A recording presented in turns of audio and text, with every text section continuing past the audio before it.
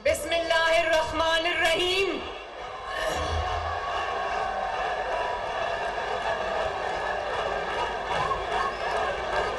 Sahiwal division के शेरों,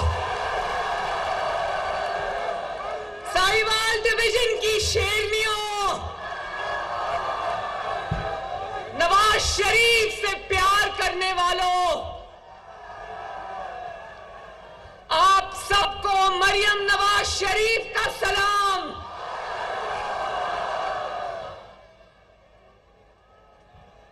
ये मेरी जो खवातीन इधर इतनी बड़ी तादाद में आई हैं, मुझे आज मुंतजमीन ने बताया कि साहिवाल में खवातीन का ये पहला इतना बड़ा इकट्ठा है। शाबाश।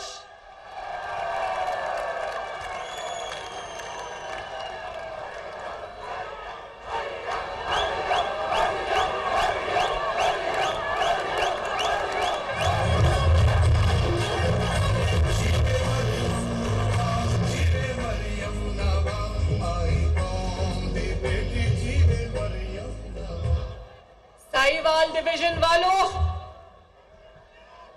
नवाज शरीफ आपसे मोहब्बत करता है। आपको उस नवाज शरीफ का सलाम जिसके दौर में रोटी 2 रुपए की मिलती थी, आपको उस नवाज शरीफ का सलाम जिसके दौर में चीनी 50 रुपए किलो मिलती थी, आपको उस नवाज शरीफ का सलाम जिसके दौर में आटा 35 रुपए किलो मिलता था, आपको उस नवाज शरीफ का सलाम जिसके दौर में घी 140 रुपए किलो मिला करता था, आपको उस नवाज शरीफ का सलाम जिसके दौर में बिजली 11 रुपए यूनिट हुआ करती थी, आपको उस नवाज शरीफ का सलाम जिसके दौर में पेट्रोल 65 रुपए का लीटर हुआ करता था, आपको उस नवाज शरीफ का सलाम जिसने पाकिस्तान को 22 घंटे की लोड शेडिंग से निजात दी अल्लाह के फजलो करम से, आपको उस नवाज शरीफ का सलाम जिसने पाकिस्तान के कोने कोने से दहशतगर्दी की लानत को खत्म किया,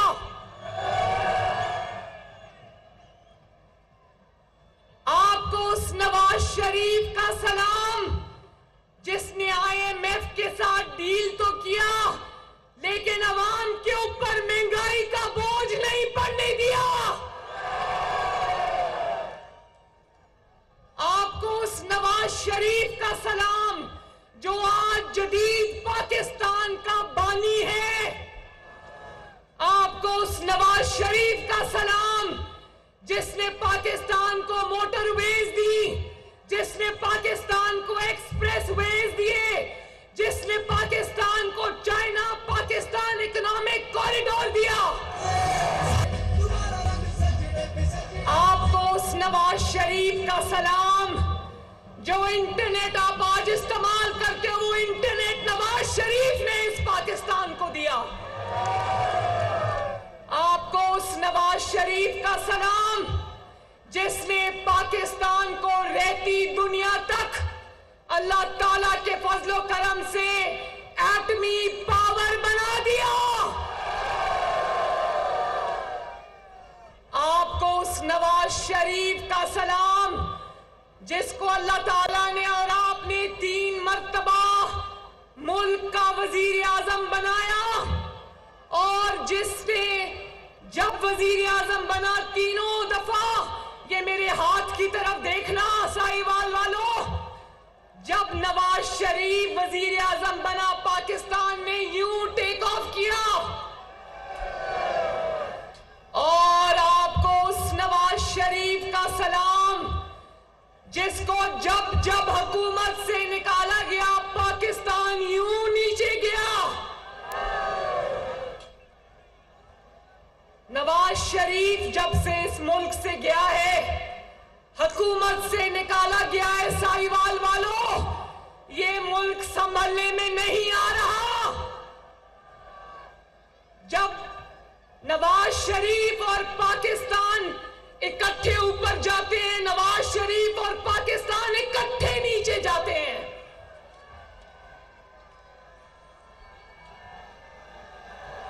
नवाज शरीफ ने मुल्क को तरक्की के रास्ते पे डाला, फिर क्या हुआ साहिवाल वालों, बोलो। जैसे चांद को ग्रहण लगता है ना, इसी तरह पाकिस्तान को पनामा बेंच लग गया। एक बेंच बन गया जिसका नाम था पनामा बेंच, जिसके अंदर बदनाम जमाना 5 जजेस शामिल थे। जब वो पनामा बेंच रहा, ना गरीब की रोटी रही और ना पाकिस्तान की इज्जत रही। साहिवाल वालों, नवाज शरीफ से इंतकाम लेना था, ले लेते। साहिवाल वालों, नवाज शरीफ बुरा लगता था ना पनामा बेंच को, इंतकाम लेना था, ले लेते। गरीब का चूल्हा क्यों बुझा दिया? नवाज शरीफ के बाद से ना महंगाई संभल रही है, ना मईशत संभल रही है, ना रुपया संभल रहा है और ना ही पाकिस्तान संभल रहा है। जवाब दो पनामा बेंच वालों, जवाब दो। जवाब दो पनामा बेंच वालों, जवाब दो पनामा बेंच बनाने वाले जनरल रिटायर्ड फैज हमीद, जवाब दो। जवाब दो कि नवाज शरीफ की दुश्मनी में क्यों पाकिस्तान के साथ इतना बड़ा जुल्म किया, क्यों 22 करोड़ अवाम के, जीती जागती अवाम के मुल्क के साथ इतना बड़ा खिलवाड़ किया। जवाब दो पनामा वालों, जवाब दो फैज हमीद। बताओ साहिवाल वालों, जवाब मांगते हो ना? आज अगर महंगाई है, आज अगर IMF के हाथों मुल्क गिरवी पड़ा है, तो कौन जिम्मेदार है? पनामा बेंच और वो बेंच को बनाने वाले और बनवाने वाले जिम्मेदार हैं। इमरान, चलो छोड़ो उस घटिया आदमी का नाम क्या लेना।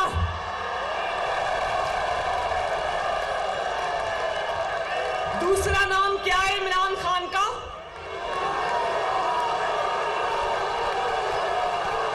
क्या नाम है?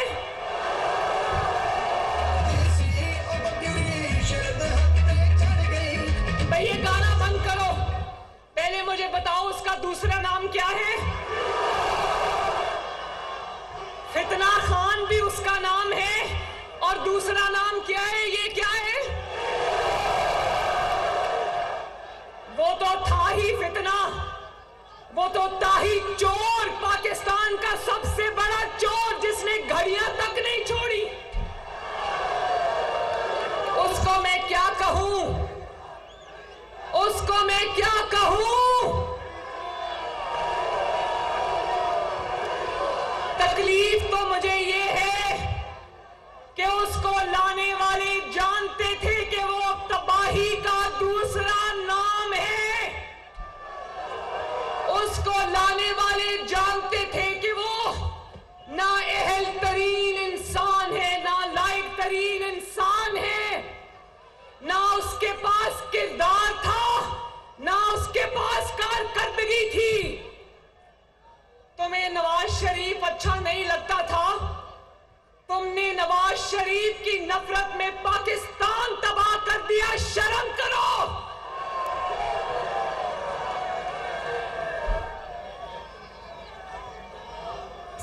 साहिवाल वालों, मुस्लिम लीग नून के पास 2 रास्ते थे। एक ये कि जो ये IMF के साथ मुआहिदा करके गया और फिर जाते जाते वो मुआहिदा फाड़ कर फेंक गया, तो मुस्लिम लीग नून भी उस मुआहिदे की पासदारी ना करती और पाकिस्तान दिवालिया हो जाता। लेकिन मुस्लिम लीग नून इमरान खान या तहरीक इंसाफ नहीं है। मुस्लिम लीग नून के दिल में दिल नहीं, पाकिस्तान धड़कता है। हाँ साहिवाल वालों, हमारी सियासत को नुकसान जरूर वक्ती तौर पे हुआ होगा, लेकिन मैं कसम खाकर कहती हूं कि मुस्लिम लीग नून ने पाकिस्तान को श्रीलंका बनने से बचा लिया, अल्लाह के फजलो करम से। तो क्या कौम का ये सवाल करना बनता नहीं कि इमरान खान जैसों को पाकिस्तान खराब करने के लिए रखा हुआ है, और नवाज शरीफ को क्या इन लोगों का गंद साफ करने के लिए रखा हुआ है? जवाब दो। क्या ये गंद डालते रहेंगे और फिर नवाज शरीफ को आवाजें देते रहेंगे कि आओ हमारा गंद साफ करो? कब तक पाकिस्तान यूं ही दायरों में चक्कर लगाता रहेगा? साहिवाल वालों, मुझे जवाब चाहिए।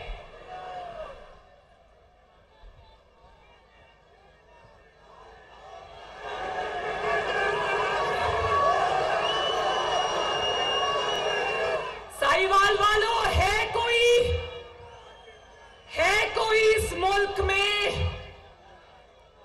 कोई इस मुल्क में जो मेरे मुल्क से इंसाफ करे?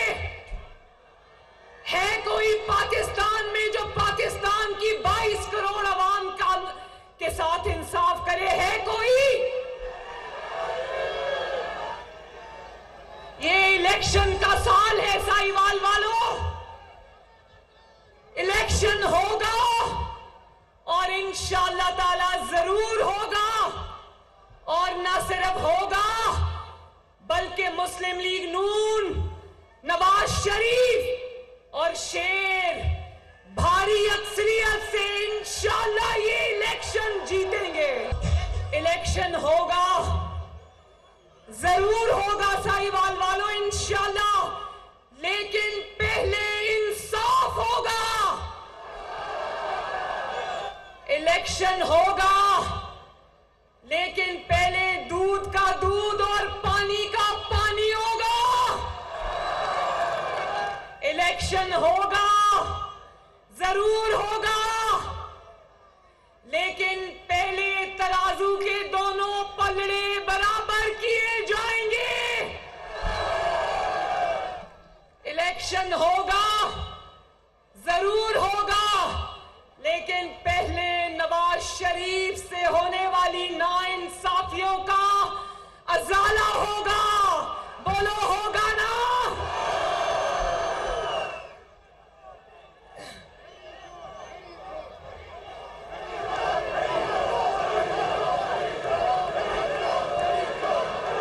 पहले बेगुनाह नवाज शरीफ को होने वाली गलत सजाएं खत्म होंगी, और फिर वो फितना खान घड़ी चोर जिसका सर से पैर तक हर बाल चोरी और डकैती में डूबा हुआ है, पहले उसको इंसाफ के कटहरे में खड़ा करेंगे, फिर इलेक्शन होगा। पहले जो बेगुनाह नवाज शरीफ को, कौम के नुमाइंदे को आपने जो सिसिलियन माफिया कहा, गॉडफादर कहा, आपने पैनामा बेंच ने जो इल्काबात से नवाज शरीफ को नवाजा और गलत उनसे नवाजा इल्काबात से, तो पहले वो इल्काबात वापस लेना पड़ेंगे, फिर इलेक्शन होगा। नवाज शरीफ को तुमने सिसिलियन माफिया कहा, नवाज शरीफ को तुमने गॉडफादर कहा, और उसको एक इकामा पर बेटे से तनख्वाह ना लेने पर बेगुनाह इंसान को चलता किया, और जिस शख्स ने कौम से झूठ बोला, जिसने अपनी बेटी कौम से छुपाई। नवाज शरीफ की बेटी आपके सामने खड़ी है, इसकी बेटी किधर है? इतना अपनी औलाद छुपाने जितना बड़ा झूठ पाकिस्तान के 75 साल में किसी वजीर आजम ने कौम से नहीं बोला।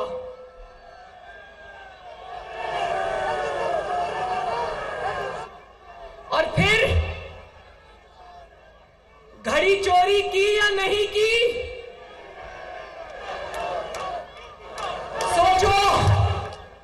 नवाज शरीफ ने इस तरह घड़ियां चोरी करके बेच के अपनी जायदादें बनाई होती तो ये बेंच नवाज शरीफ के साथ क्या सलूक कर रहे होते। पहले घड़ी चोर को कटहरे में खड़ा करो, औलाद छुपाकर पाकिस्तानी कौम और अदालतों से झूठ बोलने वाले को खड़ा करो कटहरे में। पहले फॉरेन फंडिंग लेने का जुर्म करने वाले को कटहरे में खड़ा करो। पहले 190 मिलियन पाउंड 55 अरब रुपए अपनी जेब में डालने वाले को कटहरे में खड़ा करो। पहले उस शख्स को कटहरे में खड़ा करो जिसकी बीवी, जिसको कहते हैं गैर सियासी औरत है, उसने एक एक फाइल पर दस्तखत के बदले 5-5 कैरेट का हीरा रिश्वत में लिया। पहले इनको कटहरे में खड़ा करो, फिर इलेक्शन होगा।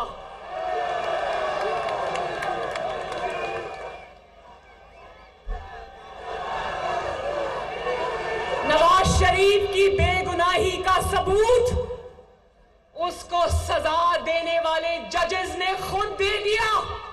अरशद मलिक की गवाही याद है ना? शौकत अजीज सदीकी की गवाही याद है ना? फैसले पे फैसला आया, गवाही पर गवाही आई, मगर नवाज शरीफ के फैसले आज भी जू के तू खड़े हैं। और वो चोर फितना जिसके यहां तक हाथ जराइम में डूबे हुए हैं, उसको किसी अदालत को बुलाने की भी हिम्मत नहीं होती। उसको कौन बचा रहा है? आज भी उसको कौन बचा रहा है?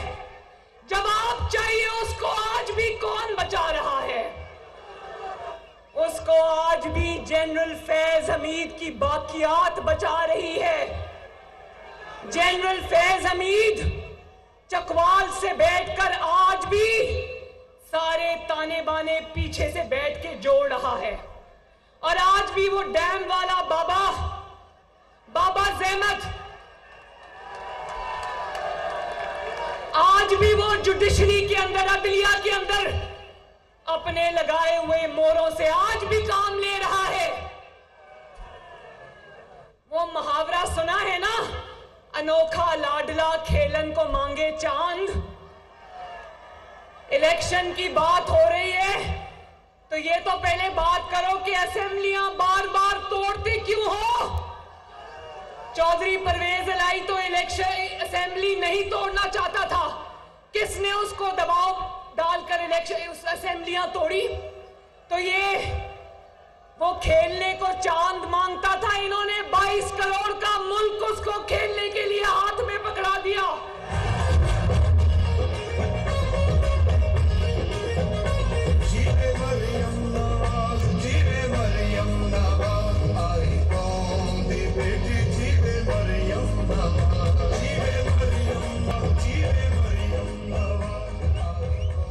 और इसका हाल देख लो, जब पनामा का मुकदमा, झूठा मुकदमा चल रहा था तो इमरान खान इश्तिहारी था, उस इश्तिहारी को जस्टिस खोसा।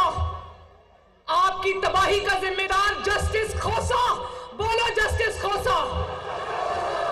उसने इस इश्तिहारी को कहा, दर बदर की ठोकरें क्या कहते हो, मेरी अदालत में लेकर आओ, मैं नवाज शरीफ को बाहर निकालता हूं।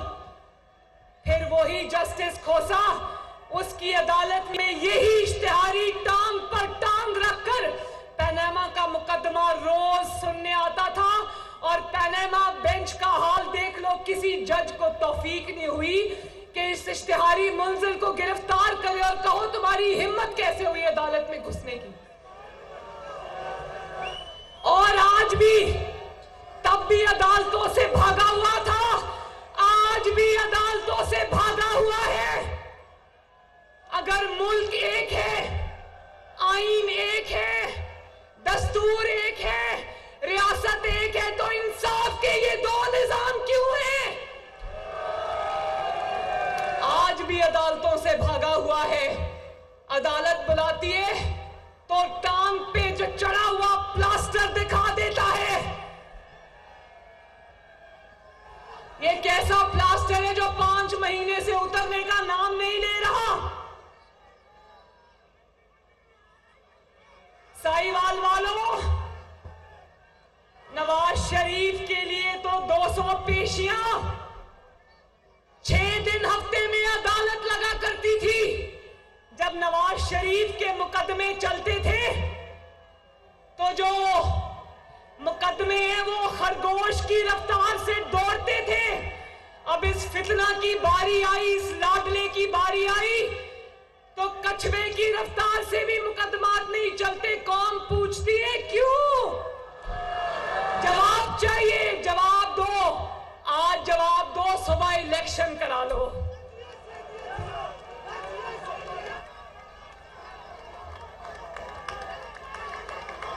साहिवाल वालों, आपका लीडर नवाज शरीफ, आपका लीडर राना सनाउल्लाह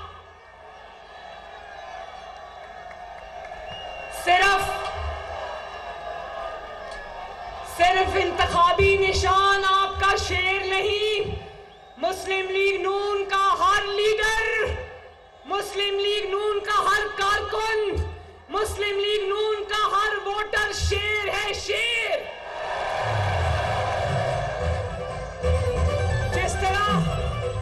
जिस तरह मुस्लिम लीग नून ने, नवाज शरीफ ने, लीडरान ने, कारकुनों ने 5 साल इंतकाम का सामना किया और झुके नहीं, रोए नहीं, तस्वे नहीं बहाए, तो मैं आप सब शेरों को सलाम पेश करती हूं।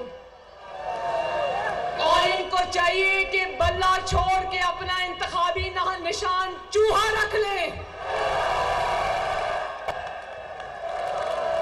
मुस्लिम लीग नून का एक भी बंदा उठाया जाता था ना, नवाज शरीफ ने मर्दाना वार 1 साल जेल काटी, 1 साल बेगुनाह होते हुए। मैंने 4 महीने 1 बार और 4 महीने 2 बार जेल काटी। राना सनाउल्लाह ने हेरोइन के झूठे मुकदमे में जेल काटी। हमारे कारकुन कुछ आज तक जेल काट रहे हैं, कोई नहीं रोया, किसी ने तस्वे नहीं बहाए। ये 2-2 दिन की जेलें काट के आते हैं और टीवी पर बैठ के रोते हैं।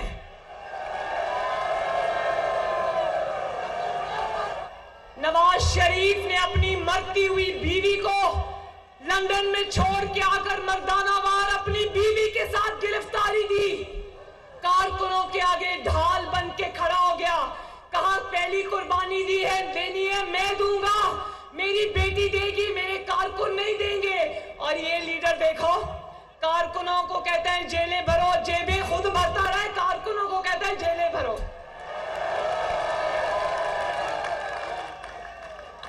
जो आगे से लीड करे उसको लीडर कहते हैं, जो पीछे जाके छुप जाए उसको लीडर कहते हैं। और पाकिस्तानी कौम का लीडर एक लीडर नहीं हो सकता, एक बुज़दिल नहीं हो सकता। टांग पे प्लास्टर लगाकर घर में चूहे की तरह छुप के बैठ जाने वाला हमारा लीडर नहीं हो सकता।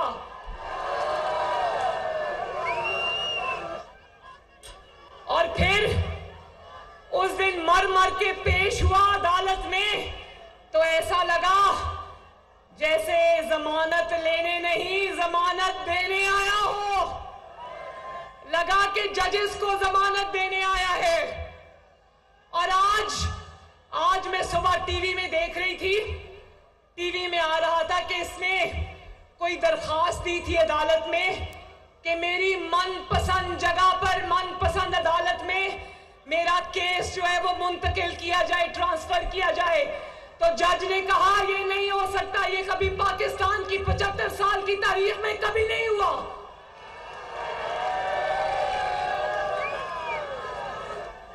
पहले इसकी भी 200 पेशियां पूरी होंगी, फिर इलेक्शन होगा।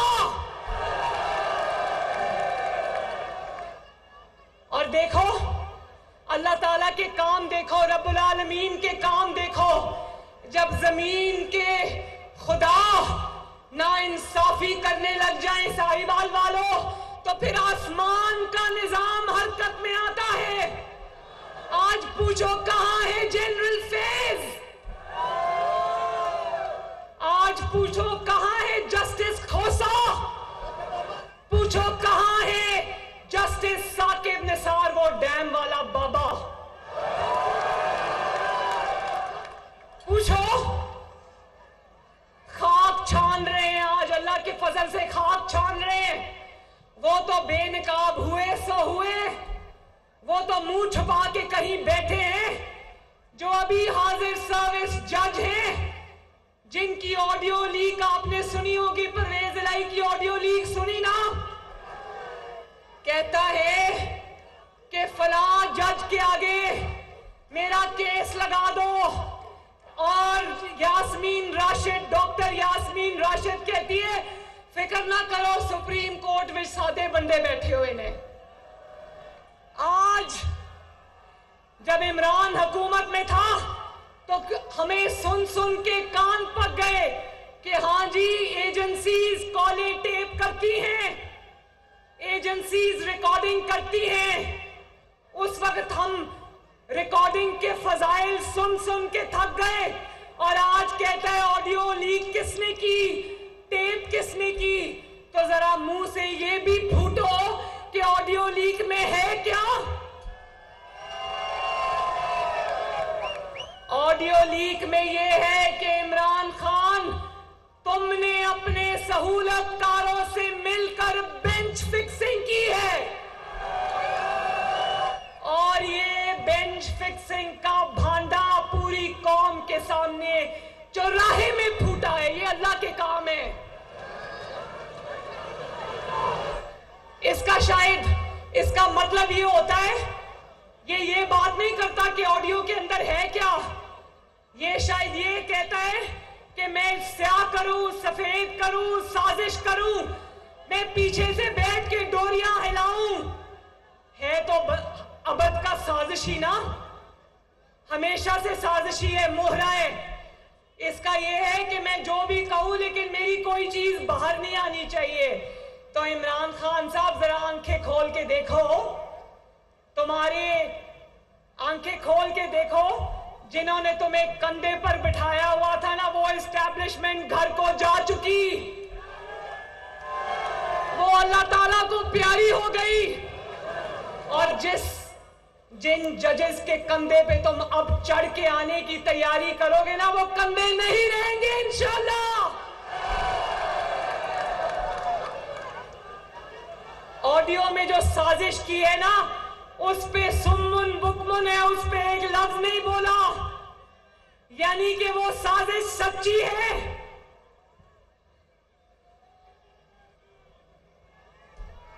तुम बेफैज हो चुके और इंशाल्लाह बेफैज ही रहोगे।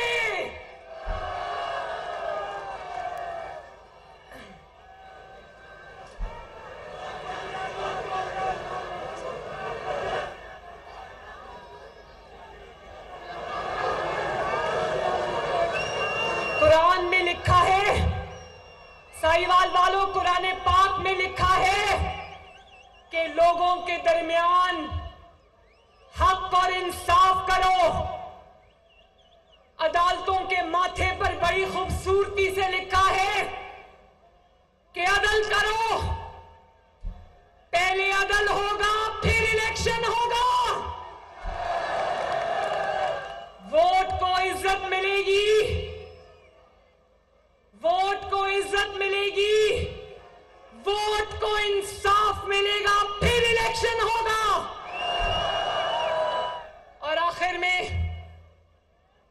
मुस्लिम लीग नून मैदान में उतर गई है। मुस्लिम लीग नून इलेक्शन की तैयारी कर रही है। बोलो शेरों, कर रहे हो ना तैयारी? मुस्लिम लीग नून इलेक्शन से नहीं डरती। आज इंसाफ कर दो, कल सुबह इस मुल्क में इलेक्शन करा दो, हमें कोई खतरा नहीं। लेकिन पहले अदल होगा। हाथ उठाओ, पहले अदल होगा, इंसाफ होगा। नवाज शरीफ के लिए जो मयार कायम किए थे वही इमरान खान के लिए मयार होगा। तो इंशाअल्लाह इलेक्शन होगा और इलेक्शन शेर जीतेगा।